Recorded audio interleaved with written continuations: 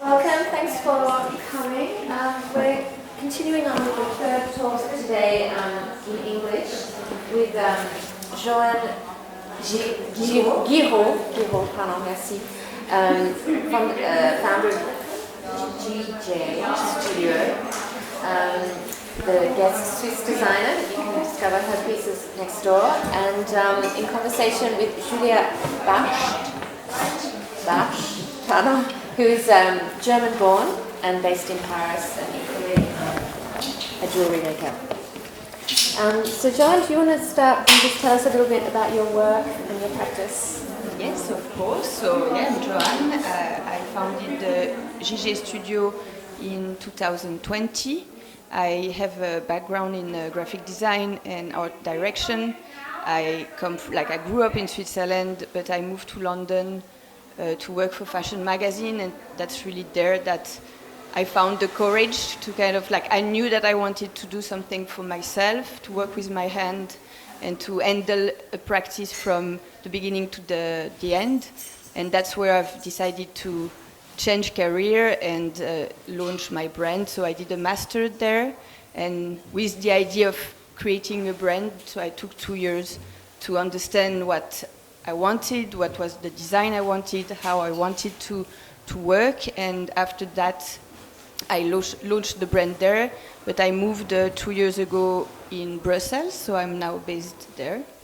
And the idea behind the brand is to invite people to explore their bodies and the way you wear jewelry. So the jewelry can be worn either in different ways or to different places, or they can transform. It's kind of really an exploration of the body and jewelry at the same time. I make everything by myself at the moment in recycled sterling silver, vermeil or gold, and all the pieces can be customized. So I invite people to bring their old stones or ideas to make them kind of unique. Yeah, and I have two services. Like one is more like a core collection that they can buy as they are, and I have like a kind of couture. I call it couture, but bespoke collection where I create either more traditional pieces or like really big modular body pieces, and the necklace can transform in an harness depending on your mood or the event you're going on, and then you can just keep going to offer, like you can transform a few years later when you're tired by the design, we can just bring new chains, new shapes, and make it a different piece instead of buying something completely new. Okay, thank you. And Julia? Hi, my name is Julia. I'm the founder and creative director of Julia Bartsch. I launched my jewelry line in September 2021 and am currently resident in the Atelier de Paris here in Paris in the 11th arrondissement. I specialized in handcrafting jewelry that combines a sophisticated design approach with an artisanal craftsmanship. The idea is to look at the jewelry piece as a way that it can become wearable art, and that there's an interaction with the jewelry piece and the body. That's a very important part of the idea, of the process behind. Aesthetically speaking, there is a lot of pure forms in my designs. There's a lot of movement, and also always an ergonomic aspect to each design. I want the pieces not just to look beautiful, but also to interact with the body, to wrap around the body, to become an extension to the wearer, and also to have always an element of comfort to the jewelry. I do work with precious metals only, same as Joanne. Also all the pieces are handcrafted in my atelier in Paris in limited editions and small series. And maybe what's also interesting to mention is talk a bit about the client.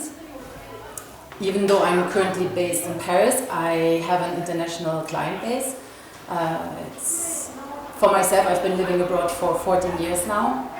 I'm originally from Germany, So it's really important for me to have an international reach and to have a diverse client base.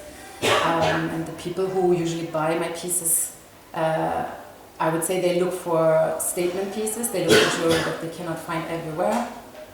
It's usually people who have quite an expressive style. They know what they want, and buying a piece of jewelry comes quite intuitive for them. And what did you study? In the beginning I studied fashion design actually. Okay. And never worked with garments ever.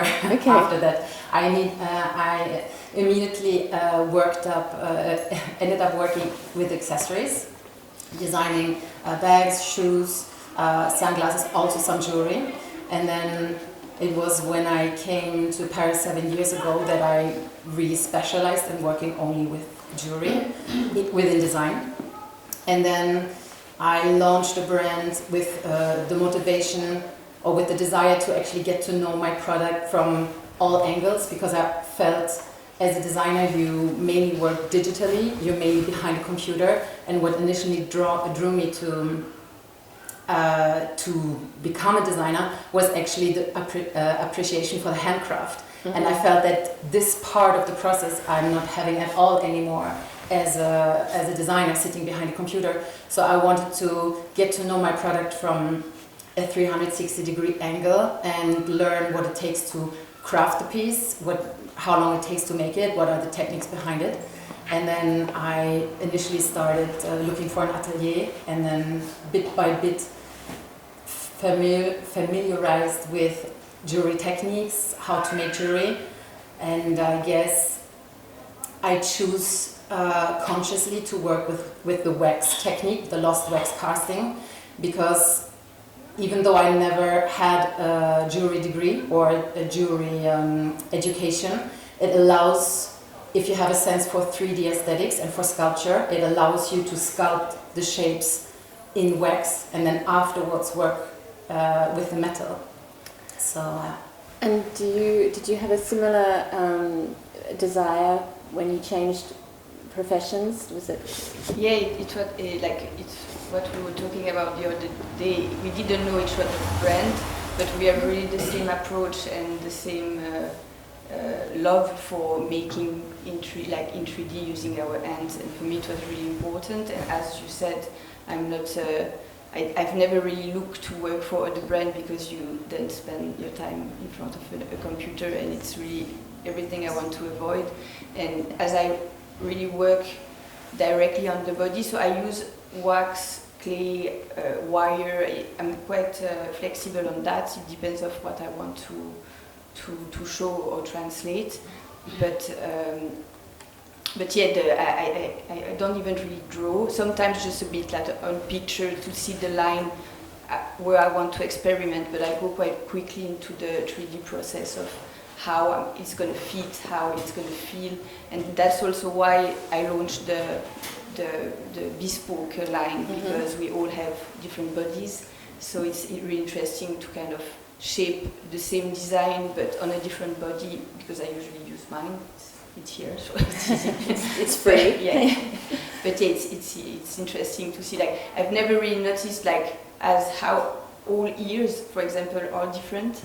And when you create bigger pieces to go in and out, it's suddenly it becomes quite complicated. Mm-hmm. So it's it works on me, but it's never going to work on this one. And yeah, now I have this kind of mania of always, how are you here? I mean, jewelry is innately something that's worn on the body, it's all jewelry, but it seems to be something for both of you really at the heart of your practice, the relationship to the body. Julia, how does the body, how do you think about the body in the pieces you make? I guess when thinking of the body, what I like about it is all the contrasts that come with it. For instance, you have when you look at the body, you have the organic rounded shapes that are have almost like a blown up soft volume, but then you also have hollowed out spaces. You have the sense that when the body moves, for instance in dance in sports, it's almost like a liquid, like fluid movement, but then actually the core of the body, when you think of the skeleton, it's quite a solid, like hard base. So all of these contrasts, the hard versus soft, the blown up versus hollowed out, all of these contrasts, you find them in my jewelry pieces. So when I start the creative process, I usually look at the shapes of bodies, that can be like compressed volume, it can be stretched volume, it can be blown up volume, and I try to imitate these volumes through like a first initial form research. I would use modeling clay, I would use sometimes also wax, it depends on what I look for in the process. Modeling clay has the advantage that you can literally like shape it and mold it as you like. Wax you can manipulate a lot with heat, which I think can be very interesting as well, to get that liquid movement and to get like a floating like an aesthetic that has like an organic liquid movement. So you physically with your hands create something, yes, and then you'll cast it. All pieces are, like without exception, all pieces are entirely carved by hand first. So you have to imagine it, it's like a miniature sculpture that is like carved with like small tools, like, yeah, you know, when you go to the dentist, almost similar, like you have the little drill, you have special tools to take out material, to shape the piece. And so once this sculpture in wax is done, then it would go into the next process, which is the casting, where it's called the lost wax casting process. It's a very ancient process where you turn the initial wax prototype into a metal piece, and then afterwards, when you would get the metal piece back, then you have all of the work to clean the casting, to work the surface. So the finer you work the surface, the more shine you're going to get at the end. Me personally, I don't know how it's for you, I like a lot the shiny surface, the reflection of the light, so I usually like work my pieces to like mirror polishing really shiny surface. And also I think that brings out the curves nicely when you see the reflection of the light. You talked, Julia, about bespoke and customization, so that seems to be an important part of your work as well. You know, why did you want to include that in your process? So as I was saying before, it's like first this idea that all bodies are different, and at the beginning, like my first project was really about how do you bring feelings to the body, and how do you make the wearer feel differently, or even like connect to the body again. So I think it's really interesting, like we all different, we all have different feelings, so how can you bring that like a more like unique and personalized idea for your needs or your wishes. So that's why I wanted to do that. And there was also this idea to bring back some old jewelry and reuse them as a unique piece.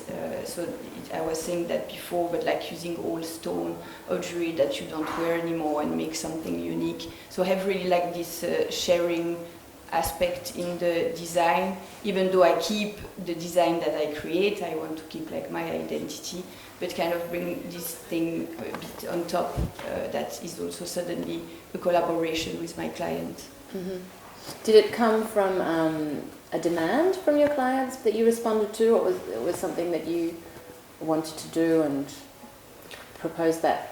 So it started, like I've started with the big body pieces that I needed to do, like, as I said, on the body of the clients, because it couldn't fit for everyone, and I didn't want to have the different, like the different lengths, and then like it was not aesthetic in my point of view. But then I had, I don't know if it was because of that, but I had a few clients bringing stone, like, can we maybe use that?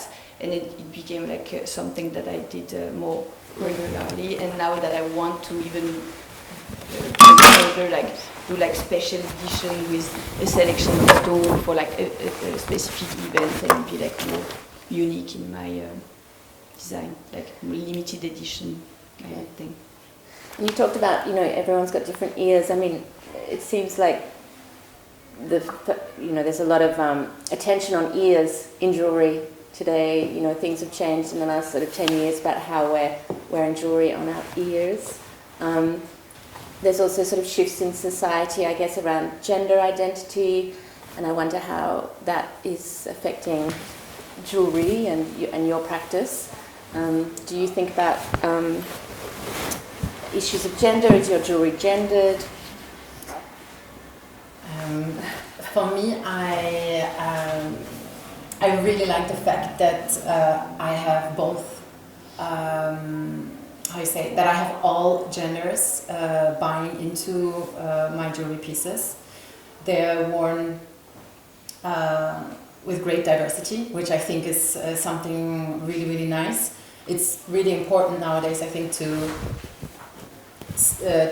speak to like a large, diverse audience. For me personally, I do not think much of jewelry having a gender. I feel you buy what you like, you buy what you feel comfortable in. I mean, it's so common nowadays to switch the codes. You see many men having pearl necklaces. That has become so cool and modern. I feel like this is what actually makes the jewelry interesting, to kind of switch these old, outdated stereotypes and codes of how you're supposed to wear jewelry in a certain fashion. So it's nice to see that like people switch and shift around and dare to break these old traditional stereotypes. Yeah. What about you? It's a bit the same. Like I have both, every gender buying my piece, so I don't really think it's just for one or another. So yeah, and I'm really happy about it. For me, it's quite important to do it like that. I mean, I'm not obviously an expert on your work, but also some of your pieces seem, if they're sort of marrying the body, maybe it could only work on a woman's body or a man's. I'm not sure if some of your pieces are sort of designed around a certain shapes or... So usually they work off on everyone, and again the bespoke aspect make it possible for any type of bodies. Okay. Then obviously I use mine, so it's going to fit mine because the prototype will be on mine, but it doesn't mean that it's not possible to any kind of type of body. And what are the sustainability challenges for the jewellery industry generally and for your own practice, Julia? Julia. But the challenges, there is many challenges always, but then it's like, I think it's a bit easier when you do everything by hand and by yourself, because you are able to handle every moment of your creation. Then is it sustainable on the long run? I don't know. But yeah, even finding the right material, finding the right company you work with who are sustainable. I do, for example, gold-plated pieces. Gold plating, as we were talking about, it's not sustainable at all, but you don't have any other way, and people don't have the budget to buy plain gold jewelry. Solid gold. Sometimes you always have to go a bit in between, but even packaging can be quite hard. I found it quite hard to sort out, because you have a few who does sustainable, but again, greenwashing, is it really sustainable, and until what point? And is it sustainable to have a box? But is it sustainable to make a jewelry? It's a big question. Mm-hmm. Mm-hmm. I feel that there's also a lot of, for me at least, there's, for instance, one big challenge is a moral challenge, more or less, because, for instance, if you look at events like the Black Friday, where it's a really, really big sales event of the year, and all of us having still reasonable small structures and companies. Of course, this is a super important event. It would be a super important event to partake in, to have the sales and have the budget coming in. But then I find myself a lot in this moral challenge that I'm thinking to myself, I praise all year long artisanal craftsmanship. I show pictures from how I make the piece by myself in my atelier. I preach for, buy small quantities, buy consciously. And then for me, I feel like even though I know I would make probably good money during the Black Friday sales, I feel like it's a moral, it doesn't go together with everything that I push all year round out there to my community. I feel that's a big challenge. And then maybe a point that goes with it is also the challenge to how to sensibilize the client into investing into artisanal craftsmanship, because there is this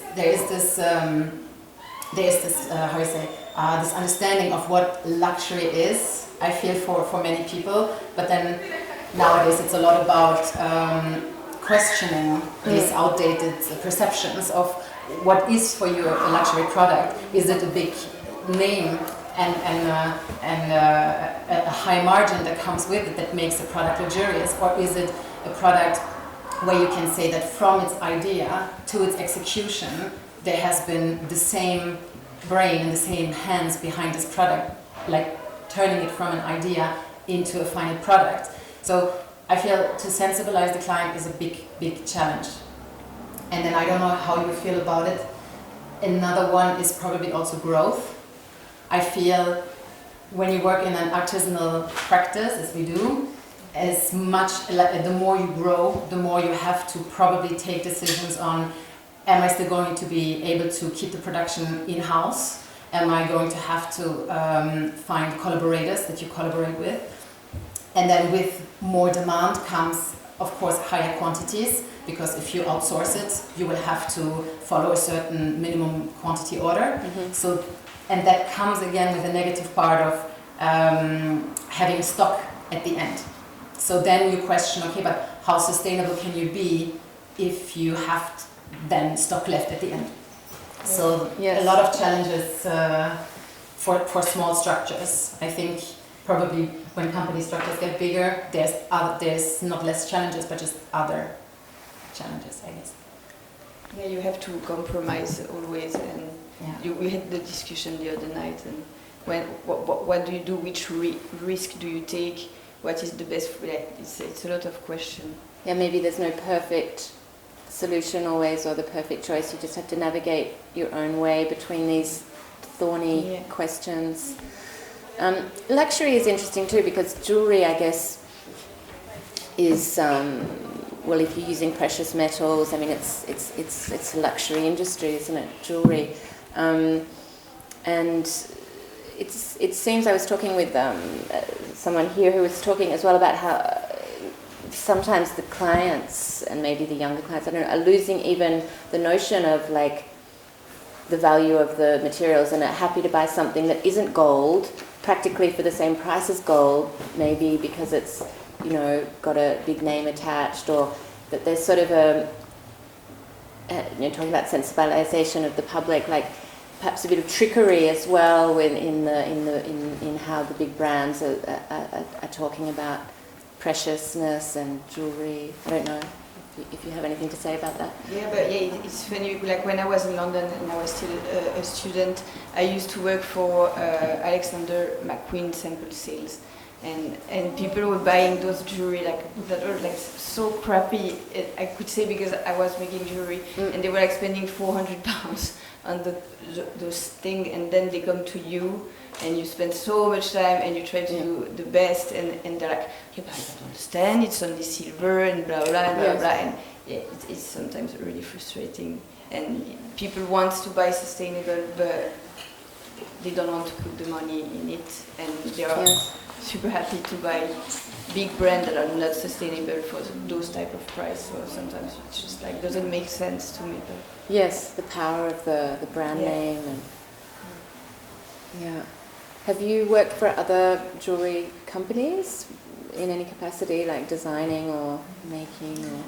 I have Yeah, I have worked for different clients within the fashion field it's been 13 years now that I have been working as a designer, in-house and freelance. And yeah, during that time you see a lot of different approaches to jewelry design, a lot of different ways of manufacturing jewelry as well. I've been visiting factories in Asia. I've been visiting factories in Europe, and you get like a different understanding of the materials, of the ways the jewelries are done, and also maybe to kind of link to your question before, what I've seen a lot in the jewelry industry, which also I think is hard for the client, is that most people don't actually know what metals they're buying into. I've had a lot of explanations and a lot of discussions about when it comes to gold-plated, when it comes to vermeil, when it comes to solid gold. I feel a lot of times companies use as well a little bit this confusion around it to sell pieces. So I feel for me it was very important to put all explanations about the materials that I use on my website, to have this transparency, because I feel this is one of the biggest part of sensibilizing the client and also taking my responsibility. I want the client to know exactly what they're going to buy, what the material is, especially also when it comes to a coated metal, then what's underneath it. What does it mean that it's coated? Like, how is it coated or plated? So I feel a lot of times I realized in talking with clients that they don't maybe even understand the difference, and I'm not sure I do, and I think, as you were saying, that companies are playing on that confusion to sell things that the materials cost a lot less, and selling it at a higher price because there's confusion about what it actually is.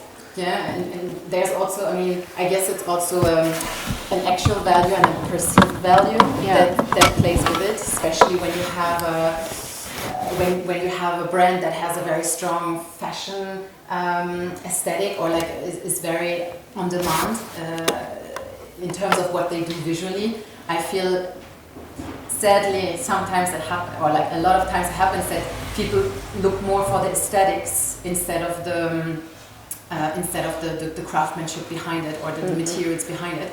But there is also a shift in it. I feel there's more and more people aware of how they consume, what materials they consume, and how it's made. Yes. So it's moving in the right direction, I guess. Did you have anything to add? I think also, as you were saying, it's also like us who need to explain everything, and that's also why I think it's really important to do pop-up, like to meet your client. Like also for my jewelry, because it's when it's vermeil, of course, like a ring in 1-2 years, the gold might fade a little bit. But I also offer like a service to repolish and replate at industry, like industry price, like, so not too expensive. Just explain that it also can be fixed and can keep going. It's not because it's not the gold is not here anymore that the jewelry is going to be thrown away, or you can then transform it to silver. Like, there is so many possibilities, and this is really like educating the client. Yeah, what is vermeil exactly? Vermeil, like the French vermeil, it's silver gold plated with 5 micron gold plating, so a thick layer of vermeil. Gold, sorry. On silver. On silver. Okay. So when it's just gold plate jewelry, it's usually lethal. It can be any, or it can be any other metal. It's That's probably silver. the biggest difference. I'd say that if you buy vermeil, you have 2 precious metals. I see. In your piece, whereas when you buy something flash plated or gold plated, you only know what the surface is covered with, but you don't really know. I see. And you don't know how thick is the surface. Exactly. Okay. Yeah. That's interesting. Well, has anyone in the audience got any questions?